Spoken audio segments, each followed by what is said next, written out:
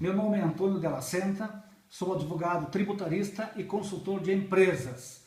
Nesses anos de experiência trabalhando com sociedades, pessoas jurídicas e seus sócios e suas famílias, foi-me possível escrever um livro e publicar um livro sobre holding familiar, que trata exatamente de questões que interessam para as famílias.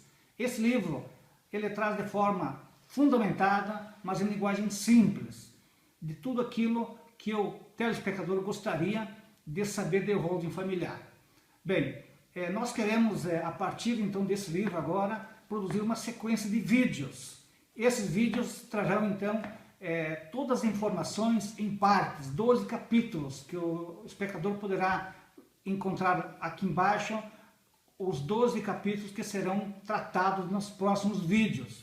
E a partir desses vídeos, então, o telespectador poderá então saber detalhes mais aprofundados do que se trata a holding familiar. Bem, holding familiar, de fato, não é nenhuma novidade no direito brasileiro.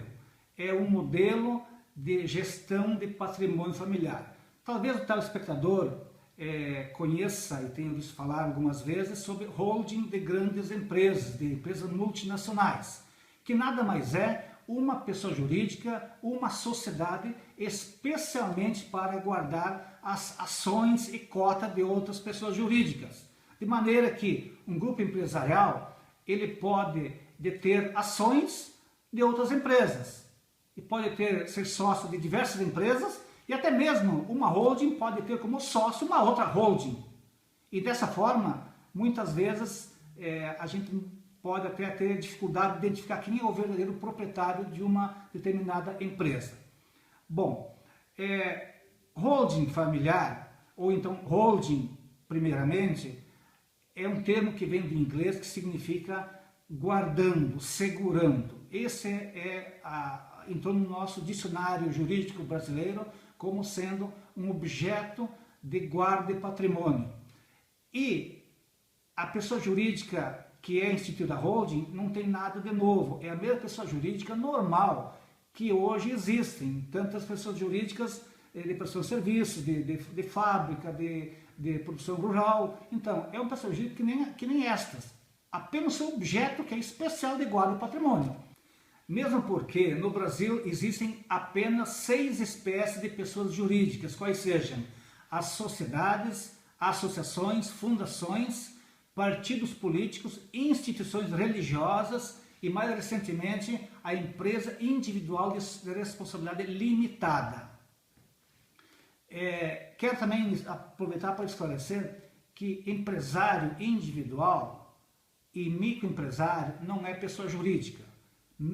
O seu CNPJ foi obrigatório ser utilizado para fins tributários.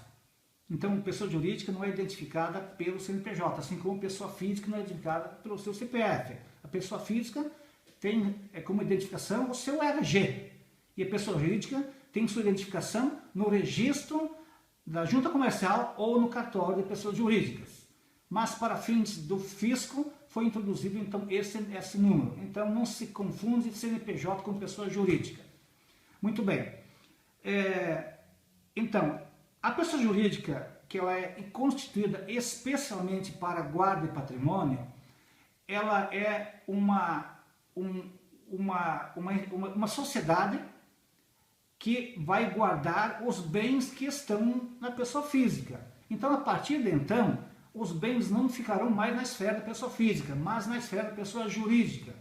E isso permite algumas vantagens muito importantes, que nós falaremos nos próximos capítulos. Mas os bens, então, eles ficam indiretamente em nome dos sócios. Ficam na esfera da pessoa jurídica e não na esfera da pessoa física. E quando se transfere as cotas da pessoa jurídica, ela vai sendo transferida indiretamente também a propriedade dos bens que nela estão inclusos. Desta forma, então, a holding passa a ser o meio de guardar o patrimônio da família. E isso pode ser feito, então, depois transmitindo isso de pai para filho, na sequência, transferindo as cotas como os patriarcas desejarem. Muitas são as vantagens. também existem algumas limitações. Tudo isso nós falaremos nos próximos capítulos. Mas, em palavras abreviadas, eu gostaria de dizer que as duas principais vantagens da pessoa jurídica da holding é a questão tributária, economia tributária, e a segunda é a pacificação da geração seguinte. Hoje você vê muitas dificuldades de passar o patrimônio para os filhos, e você vê muitos litígios. A propósito, inventários que sejam feitos de forma pacífica passou a ser exceção. Hoje a regra é que depois da morte do autor da herança, as famílias se dividem em razão da divisão. E muitos são os motivos que causam. Muitos deles parecem ser banais, mas em determinado momento passam a ser importantes. Nós falaremos tudo isso nos próximos capítulos. Mas além dessas duas vantagens, nós poderemos citar que a holding ela pode ser transferida a sua titularidade com uma simples alteração do contrato social.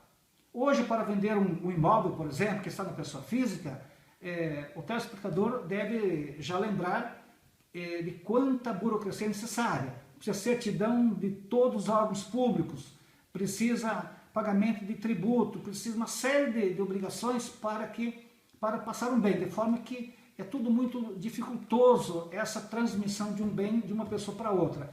Estando na pessoa jurídica, você substitui os seus proprietários, o bem fica na pessoa jurídica. É os sócios da pessoa jurídica que são substituídos. Então é um mecanismo de bastante versatilidade. Além disso também, é possível nesta, digamos, troca de titularidade, os pais, os patriarcas, passarem aos seus filhos os seus bens de forma resguardando algumas obrigações, isto os pais podem passar os bens para os filhos, mas mantendo o controle, pode ser o controle político, isso com poder de administração, e também pode manter também usufruto patrimonial, isso passa os bens, mas o usufruto continua para os pais, e só depois da morte dos pais que os filhos recebem integralmente o poder. Então, essas doações podem ser feitas sob condições, que pode ser de impenhorabilidade, de intransferibilidade, enfim, nós falaremos tudo isso num capítulo especial que tratará desse assunto. Então, no próximo vídeo, falaremos sobre o novo modelo familiar que passou a existir no Brasil a partir de meados do século que passou e quais as repercussões na sucessão familiar do patrimônio.